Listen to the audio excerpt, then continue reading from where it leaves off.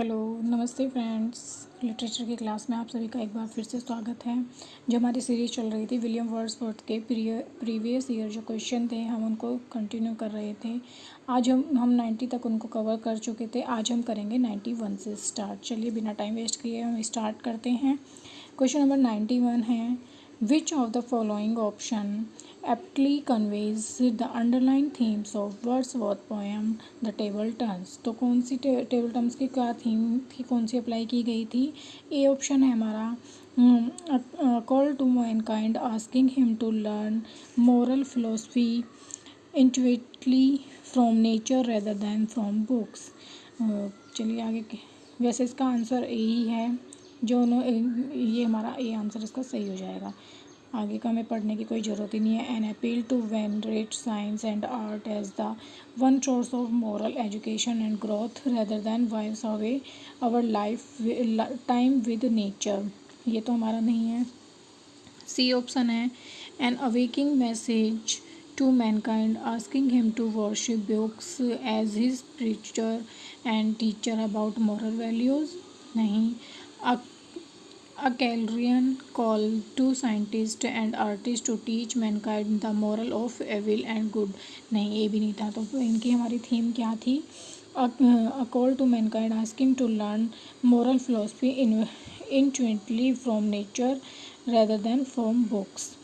तो इसमें ये बताया था मतलब जो मॉरल फिलोसफी का यानी कि हमारे जो नैतिक दर्शन की जो अप्लाई हम करते हैं वो हमें नेचर से ज़्यादा हम टीच कर सकते हैं रेदर देन बुक्स की अपेक्षाएं हम नेचर से ज़्यादा कर सकते हैं। तो ये हमारी थीम थी इसकी। तो option A is right option. इनके हमको आंसर देखेंगे, थोड़े बड़े क्वेश्चन है, नहीं तो पढ़ने में ही सारा टाइम चला जाएगा। डायरेक्ट आंसर करते हुए चलेंगे। Which of the following is Wordsworth explanatory note about his poem I wonder lonely as a cloud. तो कौन सी एक्सप्लेनेशन है I wonder lonely as a cloud? तो इसका आंसर होगा हमारा the subject of this stanza is rather an elementary feeling and simple impression approaching to the nature of an ocular spectrum upon the imaginative faculty rather than an extension of it। तो answer हमारा होगा C. Question number 93 है, which poem stand very similar to table turn is in those element. तो कौन सी poem ऐसी है जो बहुत ज़्यादा टेबल टर्न्स के सिमिलर है?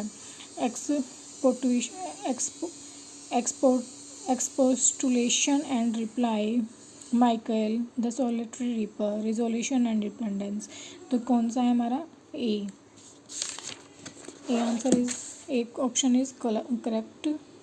Question number 94, the final version of Wordsworth the prelude appears in. जो फाइनल वर्जन आया था प्रीलूड का वो कब आया था? 1798, 1806, 1850 या 1806? तो वो आया था 1850 में। 95, the character of leech gatherers appears in. तो जो लीच गैदरर है वो कौन सी पोएम में है? The recluse, the prelude, book first, Laodamia, resolution and independence. तो कहाँ पर है leech gatherer? The leech gatherer का अदर नेम भी हमारा क्या है? Resolution and independence. तो कहाँ पर है ये? D option is right. I wonder lonely as a cloud make an assertion that. क्या मीनिंग देता है ये? The poet travel with the cloud. क्या बी है? The poet moved aimlessly with the cloud. Both the poet and the cloud were lonely. The poet moved as aimlessly the cloud.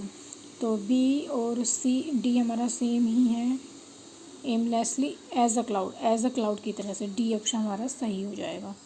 Cloud के साथ नहीं, वो ऐसे जैसे क्लाउड एमलेसली इधर उधर मूव करते हैं तो ऐसे ही पोइट मूव करता है। तो ये इसकी एसोसिएशन थी। 97, bliss was it in that dawn to be alive but to be young was very heaven. This occurs in the poem by. तो ये कहाँ पर ये लाइन्स बोली गई हैं, किसके द्वारा बोली गई हैं? विलियम वर्ड्सवर्थ की लाइन है ये। कहाँ पर बोली गई? इट्स कमेंसमेंट्स। तो कहाँ पर है? द फ्रेंच रेवोल्यूशन में है, बोली गई है लाइन। तो ये कुछ एग्ज़ाम पॉइंट्स हैं इनको हम एक साथ कवर करेंगे। अभी हम क्वेश्चन ही करके चलते हैं। Question number 98, the poetry of Wordsworth and Coleridge was notably influenced bye. तो जो कॉलरिज और वर्ड्सवर्थ की पोइट्री थी वो कहाँ से इन्फ्लुएंस हुई थी? The Napoleonic war, the glorious revolution, the French revolution या पुअर लॉज। तो ये किन से इन्फ्लुएंस हुई थी? The French revolution. उस टाइम पे क्या चल रहा था? फ्रेंच रिवोल्यूशन चल रहा था। Question number 99. What is common to the following poem? Wordsworth, The Recluse; Shelley's The Triumph of Life; Byron's Don John; Keats' Hyperion। तो जो ये पोएम्स हैं इनमें क्या कॉमन है? क्या दे आर ऑल एलिजीज हैं? They are all unfinished poem हैं? They are all divided into cantos में हैं? They are woman centred poem. क्या कौन सी थी? क्या इन सब में कॉमन दिखाई देता है? तो वर्ड्सवर्थ की जो रिक्लूज है हमें पता है कि ये फिनिश्ड नहीं है, अनफिनिश्ड है। तो अनफिनिश्ड तो इसकी इसी से हम, अगर इनका हमें नहीं पता तो यहीं से हम आइडिया लगा लेंगे। They are all unfinished poem. तो राइट ऑप्शन इज बी। ये इसका एक्सप्लेनेशन दिया है। Question number 100, which romantic poet coined the famous phrase sport of time. Sports of time को किसने कॉइन किया है? William Wordsworth, John Keats, S T Coleridge, Lord Byron. तो किसने किया है? विलियम वर्ड्सवर्थ ने। कहाँ पर किया है? इन द बुक प्रिल्यूड में, in the book prelude book, 12th book में। Question number 101, which of the following statement on the prelude by William Wordsworth is या आर नॉट ट्रू। मतलब कि कौन से प्रिल्यूड के बारे में सच नहीं है? The prelude was published posthumously. सही है ये। In this poem Wordsworth records his development as a poets. ठीक है ये भी। The poem runs to 14 books, crucial stage. The poet celebrates the sublime nature, sceneries in developing his spiritual, moral and imaginative nature। देखते हैं अगला D पढ़ेंगे।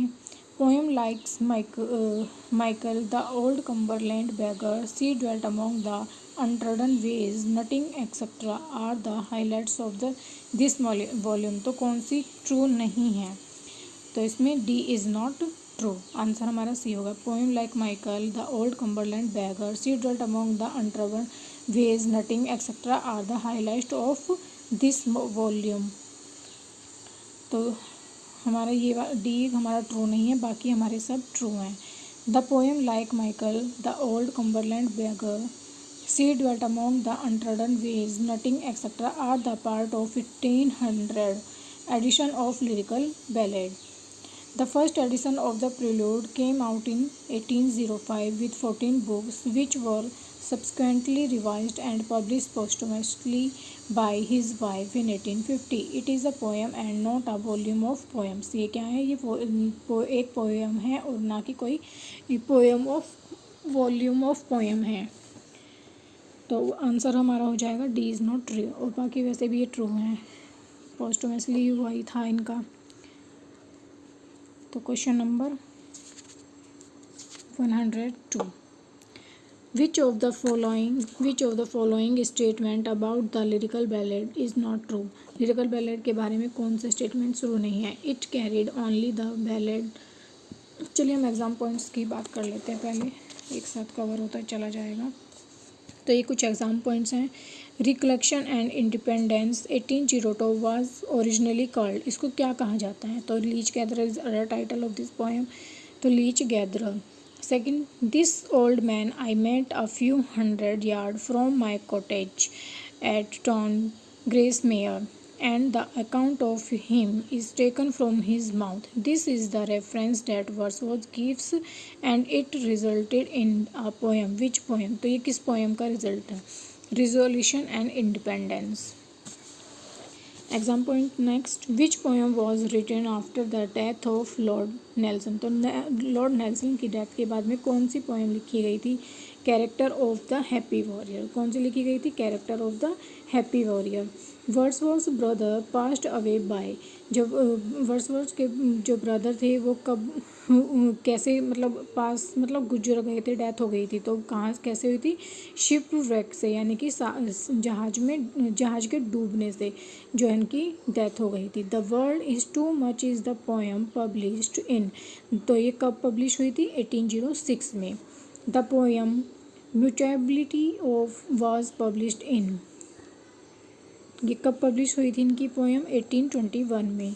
Eastern daughter of the voice of God, तो eastern daughter of the voice of the God, where does this lines appear, तो ये कहाँ पर appear है, और टू द ड्यूटी, और टू ड्यूटी में। और यहाँ पे ईस्टर्न डॉटर किसको कहा गया है, तो ईस्टर्न डॉटर कहा गया है हमारे इसमें, ड्यूटी को ही ईस्टर्न डॉटर कहा गया है। क्वेश्चन इंपॉर्टेंट है। लाउडेमिया इज़ अ, क्या है लाउडेमिया, आ नैरेटिव पोएम है। The sweetest thing that ever grew beside a human door, तो where do this line appears, तो ये लाइन कहाँ पे अपीयर है, तो ये लाइन है टू लूसी में। If solitude or fear or pain or grief should be thy portion, whom is Wordsworth referring to, तो ये किसको रेफ़र की गई है, तो ये की गई थी डोरोथी वर्ड्सवर्थ के लिए, अपनी सिस्टर के लिए उन्होंने की थी। Michael is a pastoral poem that present the pathetic life of a shepherd Michael. What is the name of his son, तो इसमें इसके लड़के का क्या नाम था, ल्यूक। नेचर नेवर डिड बिट्री, ये कहाँ की लाइन है, टिंटन एबे की है ये। Wordsworth mention about Burns and Chatterton in the poem, तो कहाँ पर क्या है, resolution and independence. Not without hope we suffer and we mourn, वो where does this line appears, तो ये लाइन्स कहाँ पर हैं, पील कैस्टल में, पील कैस्टल में है। The poem elegiac stanza was suggested by a picture of Peele Castle in a storm painted by, तो ये किसके द्वारा पिन की गई थी, सर जॉर्ज ब्यूमॉन्ट के द्वारा। Milton thou shouldst be living at this hour, this line appears in, तो ये कहाँ की लाइन है, विलियम वर्ड्सवर्थ का वर्क है ये, टू मिल्टन लंदन 1802, दोनों ही इनके टाइटल्स हैं, कोई से भी नाम से आ सकता है। Thy soul was a like star and dwelt apart, whose soul is Wordsworth referring here, तो यहाँ पर किसकी साउल के बारे में वर्ड्सवर्थ ने बात की है, साउल किसकी साउल के बारे में बात की है, तो इसमें मिल्टन की। The alternative title of Ruth, Ruth का जो दूसरा टाइटल है उसको क्या क्या नाम है, द इन्फ्लुएंस ऑफ नेचर। इसी के ऊपर मैंने एक वीडियो बना रखी है, वर्ड्सवर्थ के जितने भी वर्क हैं उनके अदर टाइटल जो हैं सब टाइटल हैं, तो उनके आप अगर देखना चाहे तो आप चेक कर सकते हैं प्लेलिस्ट में जाकर। The language of poetry is a selection of the real language of man in a state of vivid sentential, whose opinion in this, तो ये किसका ओपिनियन है, the language of poetry is a selection of the real language, किसका है ये, Wordsworth ने ऐसा माना है। It may be safely affirm that there neither is nor can be any essential difference between the language of pros and material composition, whose commitment is this, तो ये किसका कमेंटमेंट है, ये हमारे वर्ड्सवर्थ का। The poetry of Wordsworth and Coleridge was notably influenced by, ये question आ गए, सॉरी सर, ये क्वेश्चन आ गए, ये यहाँ तक हम इम्पोर्टेंट पॉइंट्स कर चुके हैं। कुछ सम फैक्ट्स और भी हैं, एग्ज़ाम पॉइंट्स जो हैं जहाँ से सीधे ये क्वेश्चन ही है, एग्जाम पॉइंट्स क्या है, ये क्वेश्चन ही है। Coleridge was the first to criticize Wordsworth theory of poetic diction, कहाँ पर उन्होंने कोलरिज ने वर्ड्सवर्थ को क्रिटिसाइज किया था पोइटिक डिक्शन के लिए, बायोग्राफी और Literaria. Wordsworth settle down with his sister Dorothy and Coleridge at Alfoxden, but for the last 50 years of his life lived first at Dove Cottage, Grasmere and finally at, तो ये last के पल में कहाँ पर रहे थे, रीडल माउंट में। What is the subtitle of Prelude, Prelude का सब टाइटल क्या है, the growth of a poet's minds, the Prelude is in, कितनी बुक्स हैं प्रिल्यूड में, 14 books. What is the complete title of the poem immortality ode, the intimation of immortality from recollection of early childhood, 1803 से 1806। In which poem Wordsworth called a child best philosopher mighty प्रोफीर blessed. तो कहाँ पर है ये? Intimation of immortality. The complete title of the poem Tintern अबे is composed a few miles above Tinton Abbey on revisiting the bank of the Wye during a tour July 13, 1798. Wordsworth revisiting the place in 1798. When did he visit Tinton Abbey first? 1793। तो ये पूरा नाम है इसका, Tintern अबे का जो है ये पूरा टाइटल है यहाँ तक।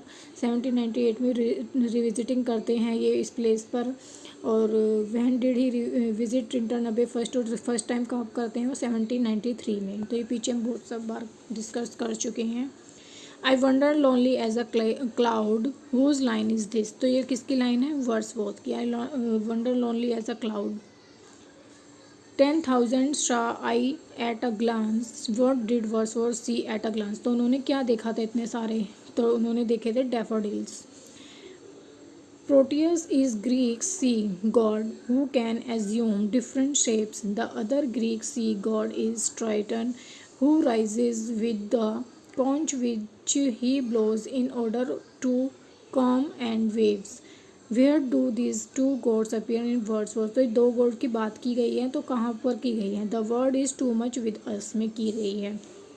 The sea that bares her bosom on the moon. This line is in. तो ये लाइन कहाँ की है? The world is too much with us की है ये लाइन भी। The line that Shakespeare spake spark the faith and moral halts which Milton held appears in। तो ये लाइन की कहाँ पर बोली गई है? It is not to be tough to that flood, एक सोनेट है ये। The name of the cottage of Michael. तो इनकी कॉटेज का क्या नाम है? The evening star. Important question है। तो फ्रेंड्स आज के क्वेश्चन यहाँ तक ही करेंगे हम। 101 तक हो चुके हैं, अभी इसमें कम से कम 150 क्वेश्चन तक हैं। तो आगे की वीडियो में कंटिन्यू करते हैं। आई होप आपको वीडियो अच्छी लगी हो तो प्लीज़ सब्सक्राइब और शेयर ज़रूर करें। मिलते हैं अगली वीडियो में। Thank you, bye bye.